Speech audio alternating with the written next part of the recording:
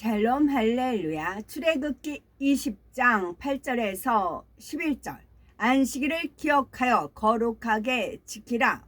엿새 동안 힘써 네 모든 일을 행할 것이나 일곱째 날은 네 하나님 여호와의 안식일인즉 너나 네 아들이나 네 딸이나 네 남종이나 네 여종이나 네 가축이나 네 문 안에 머무는 객이라도 아무 일도 하지 말라.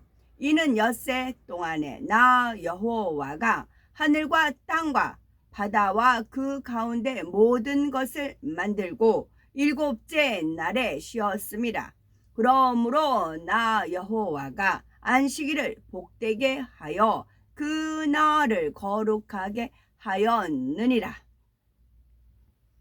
이사야서 58장 13, 14절. 만일 안식일에 네 발을 금하여 네 성일에 오락을 행하지 아니하고 안식일을 일컬어 즐거운 날이라 여호와의 성일을 존귀한 날이라 하여 이를 존귀하게 여기고 네 길로 행하지 아니하며 네 오락을 구하지 아니하며 사사로운 말을 하지 아니하면 네가 여호와 안에서 즐거움을 얻을 것이라. 내가 너를 땅의 높은 곳에 올리고 네 조상 야곱의 기업으로 기르리라. 여호와의 입에 말씀이니라. 아멘. 십계명 5번째 제4계명 2번째입니다. 어떻게 해야 안식일을 온전하게 지킬 수 있는지 세부적인 분야들을 살펴보겠습니다. 영적인 안식이란, 안식한다는 말은 문자적으로 해석을 한다면은 편히 쉬는 것입니다. 그러나 하나님께서 말씀하시는 안식은 단순히 일하지 않고 놀며 쉬는 안식이 아닙니다. 세상에서 의미하는 육적인 안식을 추구할 때는 오히려 사망의 길로 가게 됩니다. 이사야서 58장 13에서 14절을 보면 안식일에는 발을 금하여 오락을 행치 말 것, 자신의 길로 행치 말 것, 사사로운 말을 하지 않을 것 등 세상 즐거움을 취하지 말고 거룩하게 지킬 것을 말씀하십니다. 하나님께서 말씀하신 안식은 육적인 안식이 아니라 영적인 안식이기 때문이지요. 영적으로 안식을 한다는 것은 그날이 하나님께 드려지는 날임을 기억하여 하나님 앞에 나와 거룩하게 보내는 것을 말합니다.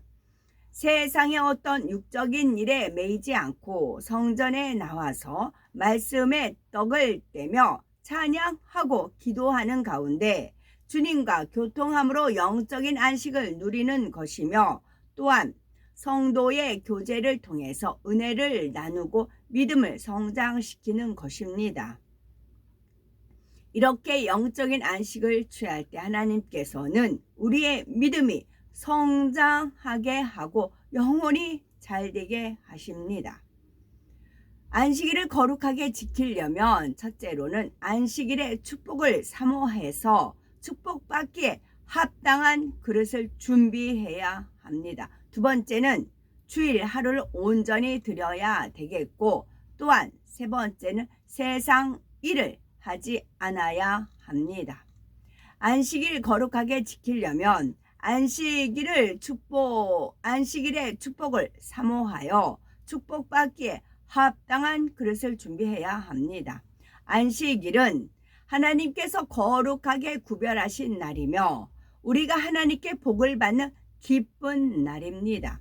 출애굽기 20장 11절에 나 여호와가 안식일을 복되게 하여 그 날을 거룩하게 하였느니라 하셨고 이사야서 58장 13절에는 안식일을 일컬어 즐거운 날이라 여호와의 성일을 존귀한 날이라 하여 이를 존귀히 여길 것을 말씀하셨지요.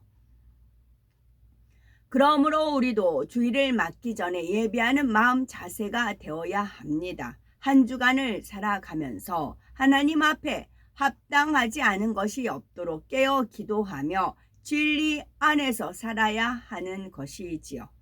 안식일을 온전히 지킨다는 것은 사실 한 주 동안 하나님의 말씀대로 산다는 것과 동일한 의미입니다.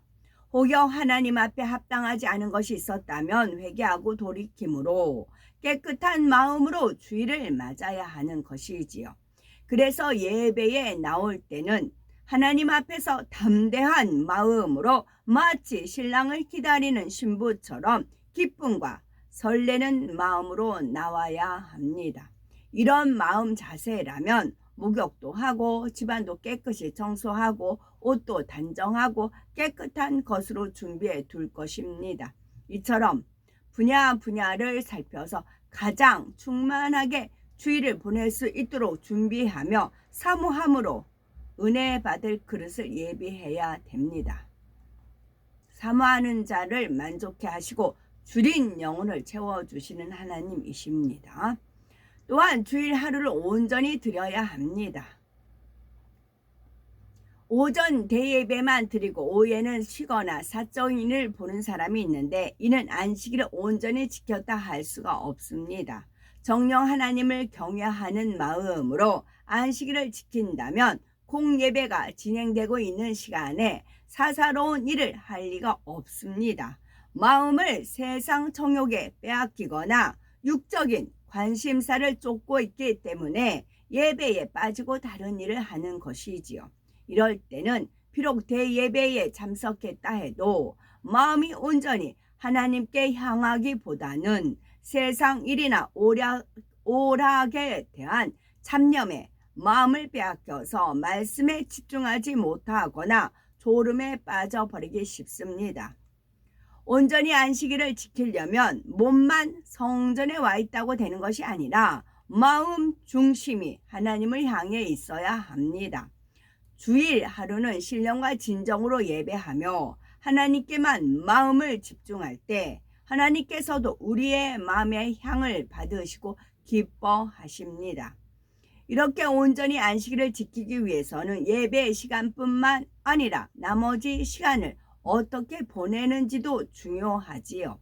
그래서 예배에 참석했으니 할 일을 다 했다라는 것이 아니라 예배 후에도 성도의 교제를 갖고 곳곳에서 하나님의 나라에 봉사하는 것입니다.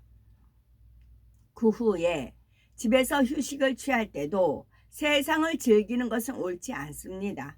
그날 들은 말씀을 묵상하거나 진리 안에서 은혜로운 대화를 해야 하지요. 텔레비전 같은 것은 보지 않는 것이 더 좋겠지만 혹 보게 된다 하더라도 건전하고 은혜로운 프로그램을 보아야 되는 것입니다. 이렇게 세세한 분야까지도 거룩하게 지키고자 할 때 하나님께서도 기쁨과 충만함을 주시며 참 안식을 누리게 하시는 것입니다. 셋째, 세상 일을 하지 않아야 합니다. 느헤미야 13장 15에서 18절을 보면 느헤미야는 이스라엘 백성들이 하나님의 계명을 지키고 안식일에도 노동하고 매매했기 때문에 하나님께 지킴받지 못하고 재앙을 당했다는 사실을 깨우쳐 줍니다. 그는 안식일에 노동하거나 이방인들과 더불어 매매하는 것을 철저히 금했고 심지어는 안식일에 성 밖에서 잠자는 이방 상인들까지 쫓아내 버렸습니다. 혹여라도 안식일을 범할 가능성까지도 없애기 위해서였지요. 그러면 어떻게 주일 성수를 위해서 노동이나 매매하지 않는다면 그로 인해서 손해보게 될까요? 그러면 이렇게 주일 성수를 위해 노동하거나 매매하지 않는다면 그로 인해서 손해를 보게 될까요? 그렇지 않습니다. 전능하신 하나님께서는 하나님의 계명을 지킨 사람들에게 반드시 축복으로 갚아주시지요. 출애굽기 16장을 보면 이스라엘 백성들이 광야에 있을 때 하나님께서는 하늘에서 만나를 내려 백성들의 양식을 삼게 하셨습니다. 백성들은 매일 아침 광야에서 만나를 걷어옵니다. 이 만나는 하루가 지나면 벌레가 생기고 냄새가 나서 먹을 수 없었기 때문에 하루 먹을 분량만 거뒀습니다. 그런데 신기하게도 안식일 전날에는 만나의 양을 2배로 거둘 수가 있었고, 이것은 하루가 지나서 안식일이 되어도 상하지 않으므로 먹을 수가 있었습니다. 또한 안식일 아침에는 광야에 나갔다 해도 만나가 없으므로 헛수고만 하게 되었지요. 또한 안식일에 노동이나 매매가 허용되는 경우가 있습니다. 그런데 때로는 안식일인데도 노동이나 매매가 허용되는 경우가 있는데, 곧 주일의 일을 이루는데 꼭 필요한 경우나 생명을 살리는 선한 일을 하는 경우이지요. 예를 들어 교회에서 수고하는 성가대나 교사들의 식사를 제공해야 하는데, 교회에 식당이 없거나 제공할 여건이 되지 않는다면 외부에서 음식을 사 먹는 것도 가하지요. 또 성도들의 편의를 위해서 교회 내에 서점이나 매점에서 주일에도 판매를 하는데, 이러한 경우 역시 안식일을 범하는 것이 아닙니다. 서점에서 판매하는 것은 성경, 찬송, 설교나 찬양 테이프 등 주 안에서 생명을 주는 물품들이고, 부득이하게 주일에 구입해야 하는 사람들을 위해 주일에도 개방하고 있는 거지요. 그 수입도 개인에게 유익이 돌아가는 것이 아니라 선교나 구제 등 주 안에서 선한 사업으로 돌리는 것입니다. 또 자판기 매점의 물품들도 온전한 주일 성수를 돕기 위해 판매되는 것이죠. 예를 들어 어린아이가 보채거나 초신자들 중에서 외부로 나가 음료 등을 사 먹는 것을 방지하고자 운영하는 것이며, 그 수익 또한 주 안에서 선한 사업에 사용하고 있습니다. 다음으로 주일에도 근무를 해야 하는 군대나 경찰, 병원들의 경우이지요. 주일에도 적군이 침입할 수가 있고 침략할 수가 있고, 범죄는 단속해야 하며, 위급한 환자가 생기면 치료해 줘야 하고, 입원한 환자들을 돌봐줄 사람도 필요합니다. 이러한 업무에 봉사하는 분들은 주일에 근무한다 해도 생명을 살리는 선한 일에 매여 있으므로 하나님께서도 주일을 범했다 하지 않으시지요. 그러나 이런 경우도 어찌하든 예배는 드리고자 해야 하며, 어느 곳에 있든지 마음만은 안식일을 기억하여 하나님을 향해 있어야 합니다.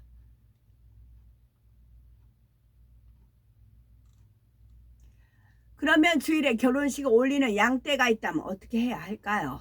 믿음이 적은 성도가 주일에 결혼하는 경우 교회에서 아무도 참석하지 않는다면 오해하고 실족할 수가 있습니다. 그러니 예배를 드린 후에 축하해 주러 가는 것은 가하지요.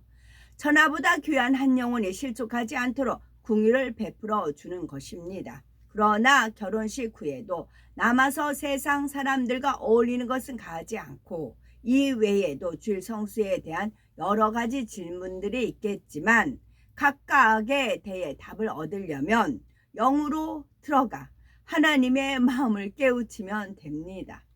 무엇보다 하나님께서 제사가 아니라 궁유를 원하십니다. 어떠한 행동을 했는가 하는 것보다 왜 그렇게 행했는가라는 중심을 먼저 보시는 것이지요.